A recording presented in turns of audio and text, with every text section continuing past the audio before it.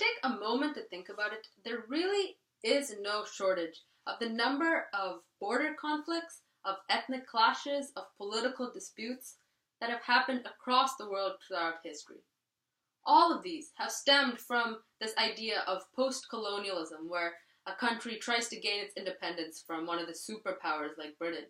We can see this very nature of conflict that happened with India and Pakistan, where Britain came in and tried to draw the borders, and that has caused so many decades of instability in those regions.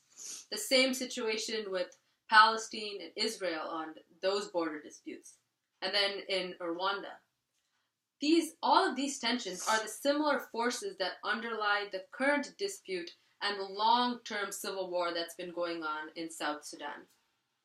Similarly, we've had these tensions of ethnic groups not being represented properly and these borders not well defining what a true nation is. And this sense of national unity simply doesn't exist in the way that it needs to for a nation to function. So, in order to answer the question today of why have international efforts not succeeded in helping to solve the South Sudan civil war and strife, let us first look at three different elements.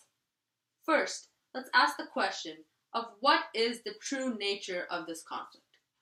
Where did it come from? What are the interplaying social and economic factors? And how has that progressed throughout history? Then, let's look at what are some of the efforts that international organizations, the US, the UN, what have they tried to do so far?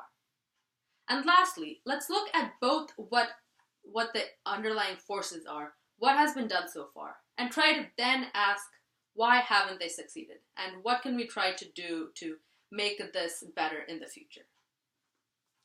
So, first, what are some of the underlying tensions and where did this conflict start from? Let's go back and look at BBC News' overview, starting in 1950 when Sudan tried to get its independence from Britain. They fought for independence and Britain came in and drew the lines of the borders. Now it's important to realize what the ethnic and social makeup of this new nation was. In the north, you can see it was largely a Muslim state where a lot of the government, a lot of the politicians embodied Islamic values, whereas the south was more loosely formed of ethnic tribes. And from that very inception of the South Sudan's nationhood, there were these tensions. It was temporarily appeased by some sort of agreement that the people in the south would have more representation. And this carried on until the 1980s, when this temporary quasi-agreement was revoked. According to the BBC, this led to 22 years of civil war, the longest in all of Africa's history. And this strife only came to terms in 2005 when international agencies came in and stepped in, and only by 2011 was South Sudan finally invited as its own country. So we can see these tensions and this kind of play between these ethnic factors is a huge determinant of why there's still these tensions going in. So now that we have the background, what exactly were those international efforts to come in and step in after 22 years of civil war?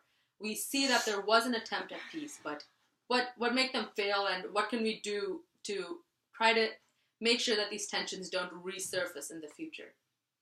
So let's look at crisis.org, which went through all the different efforts and a report from the United States Department of State regarding their relations with South Sudan. We can see that in 2005, the US stepped in with the UN in this international effort to bring a sense of more representation for all the people in South Sudan and northern states. They decided to create a referendum, so all the people would vote on whether or not the southern states should gain independence.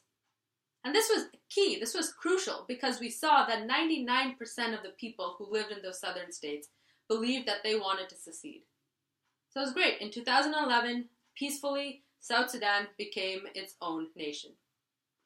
However, from there we once again see more tensions because in 2013, according to Time, there was a near genocide that occurred because there was these two people in power, the VP Machar and President Kiir, and both of them were from different ethnic groups within South Sudan, the Nuer and the Dinka. And both of them had such different political opinions that it led to over hundreds of thousands of people between the two groups being killed. Now, once again, the United States stepped in and tried to form this new transitional government that would be able to take where South Sudan was and try to bring it to a state of peace. And this worked for a few years. The VP was exiled from the state, and then he was allowed to come in later on. But when he stepped in again and tried to work with this new government, we can see that the people started revolting because progress was so slow. And that's why now we see that there's once again more conflict where the people of South Sudan don't believe in their government. So that is what's left to current dilemma. So lastly, let's look at what's the nature of the conflict, what's been tried so far, and why these efforts aren't working. As I mentioned, there's this quote by Stephen McCarthy of Time magazine, who says that the crucial thing for statehood, for nationhood, is that all the people must agree that they can put together their nation in before all their social and ethnic all of those beliefs. They have to be able to put their nation forward. And we can see that this is something that doesn't seem to work in these African nations because they're so climbed with their tribes and their ethnic groups and their religion that putting nation before their own loyalties isn't something that has worked so far. And coming in and drawing borders as an international group hasn't worked. Also, economic issues. As you can see, once again from the BBC News, over 90% of South Sudan's economy is based on oil, and with depreciating oil costs, their economy is suffering. And this leads to the people wanting change, and when their government can't deliver, this leads to more tension. So, why are the efforts not working? Because these underlying factors of the ethnic tensions, the political and economic tensions aren't being addressed. Therefore, when we try to solve these problems, let's not just try to draw new boundaries, put new people in power, but instead work with these countries to see what can be done to really improve their living and chart out this thing where the people believe that their voices are being heard and there is going to be improvement for the country. Thank you.